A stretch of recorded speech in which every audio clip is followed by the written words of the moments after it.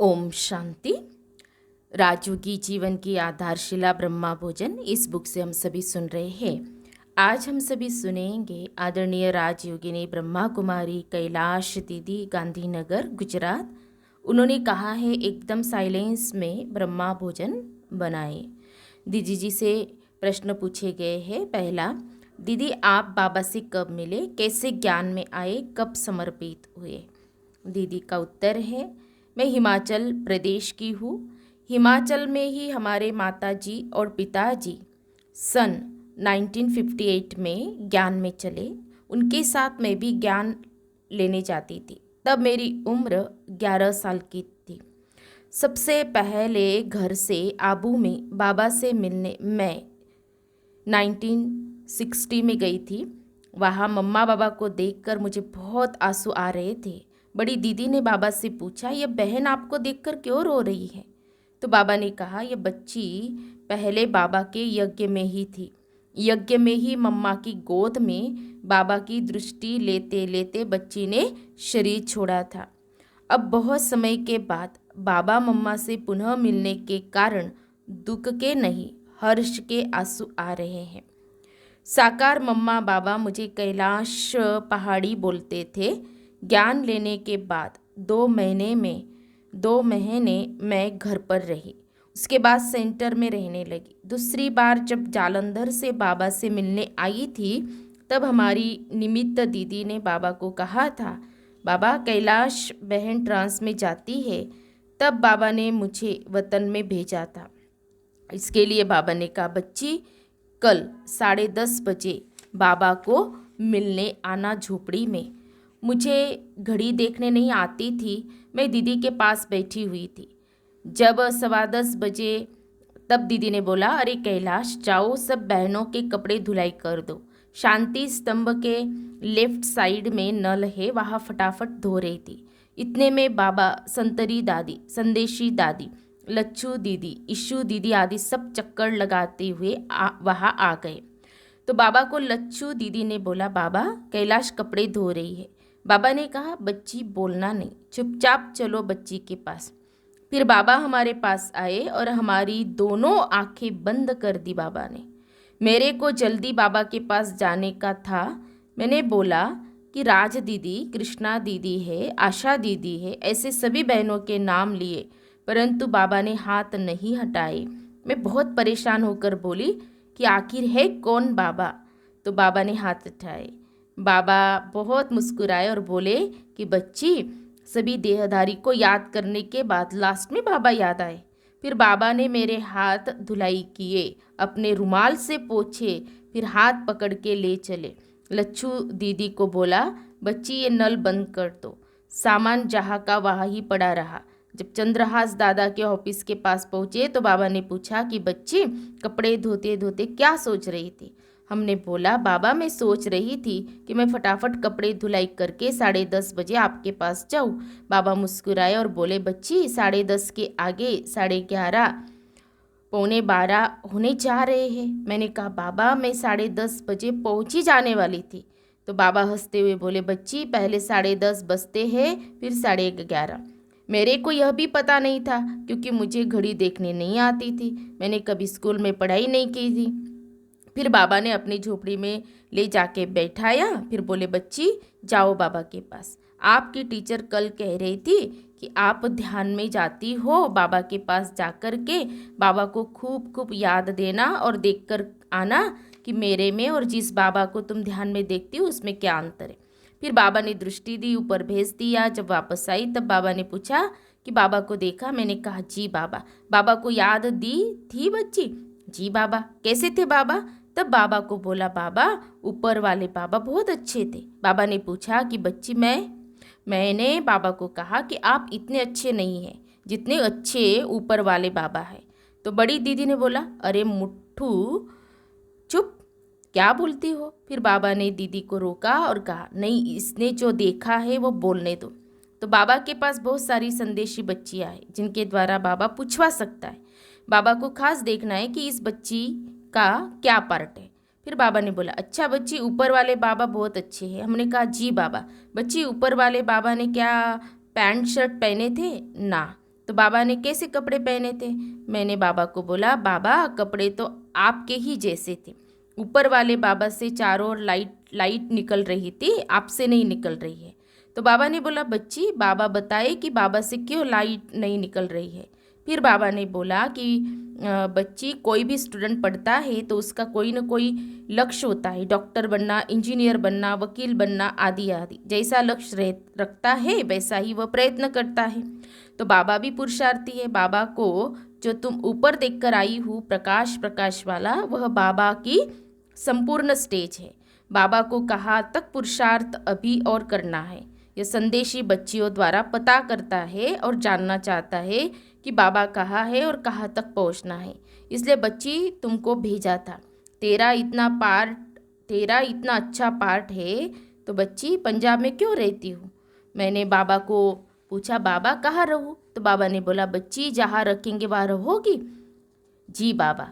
फिर बाबा ने जयपुर भेजा था। बाबा के अव्यक्त होने के कुछ दिन पहले बाबा ने मुझे मधुबन बुलाया और ध्यान में जाकर यह देखने के लिए कहा कि ऊपर वाले बाबा कैसे हैं। ध्यान में मैंने देखा कि साकार बाबा की स्थिति ऊपर वाले बाबा जैसी ही थी। नीचे आने पर मैंने बाबा को बताया, आप ही नीचे है और ऊपर भी आप ही है।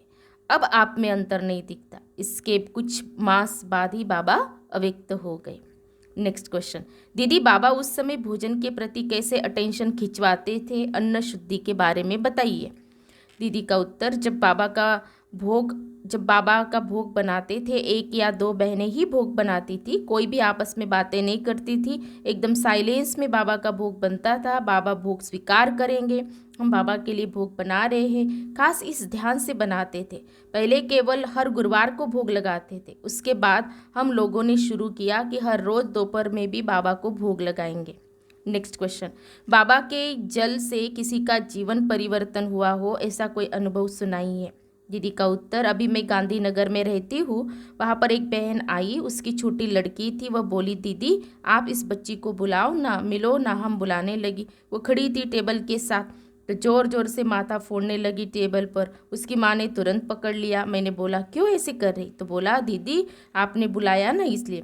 मैंने बोला, हम तो बहुत प्यार से बुला रही थी। इसके बाद जो भी बहन उसको बुलावे तो यदि दीवार के पास खड़ी हो तो दीवार से माथा फोड़े, नीचे बैठे तो ज़मीन से माथा फोड़े। मैंने बोला, ऐसा क्यों करती, कब से करती? उसने बोला, 3 मास की थी तब से माँ बाप के बिना और कोई भी बुलावे ना तो ज़ोर ज़ोर से खटिया पर सिर फोड़ती थी।